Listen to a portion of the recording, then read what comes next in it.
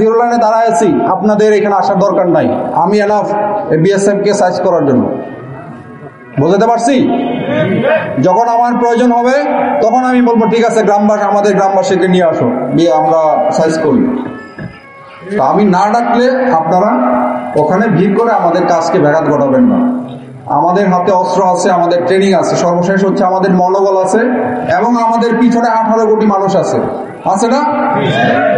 তো 18 কোটি মানুষ থাকতে আমার কি ভয় পাওয়ার কোনো কারণ আছে?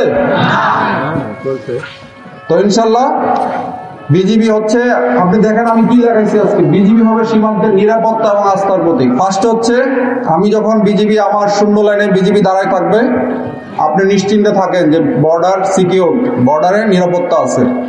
আর আস্থা হচ্ছে আমরা যে কোনো কাজে আপনি আমাকে আমার সাহায্য সহযোগিতা পাবেন, হোক সীমান্ত সম্পর্কিত, হোক অন্য যে কোনো সম্পর্কিত, বিজিবিকে আপনার পাশে পাবেন।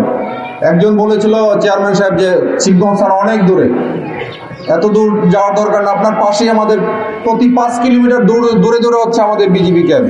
আমাদের বোলাহাট সহ আমাদের প্রায় 19টা ক্যাম্প আছে বিভিন্ন জায়গায়। প্রতিটা জায়গায় এই সীমান্তবর্তী জেলায় আমাদের ক্যাম্প আছে। সুতরাং আপনাদের যে কোনো প্রয়োজনে বিজিবিকে আপনারা সাথে পাবেন, পাশে পাবেন, আমি সেই আশ্বাস দিচ্ছি। সর্বশেষ হচ্ছে আমার পক্ষ থেকে আমি আসলে সবাইকে ধন্যবাদ দিতে চাই। আমি কাউকে কখনোই গালিও দিব না, আমার কারোর প্রতি মন খারাপ নাই।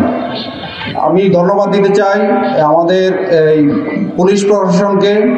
যখন 5 তারিখ থেকে ঝামেলা শুরু হয়েছিল, এসপি মহোদয় বারবার জিজ্ঞাসা করছে যে কিবরিয়া ভাই কিছু লাগবে, কোনো সহায়তা লাগবে? আমি বললাম শুধু দোয়া করেন, ইনশাল্লাহ কোনো সমস্যা নাই। ডিসি মহোদয় ফোন দিয়েছিল কোনো সহায়তা লাগবে, আমি বললাম ঠিক আছে আপনারা পাশে আছেন, যদি সহায়তা লাগে আমি জানাবো। আর সর্বশেষ আমি ধন্যবাদ দিতে চাই এই চৌকা এবং কিরণগঞ্জ গ্রামবাসীর প্রতি। আপনারা বিজিবির সাথে ছিলেন, পাশে ছিলেন, এই জন্য আমার অন্তঃস্থল থেকে আমি সবাইকে ধন্যবাদ দিতে চাই। এই শুধু শিবগঞ্জবাসী না, এই পুরো বাংলাদেশের 18 কোটি মানুষ আমাদের বিজিবির সাথে ছিল।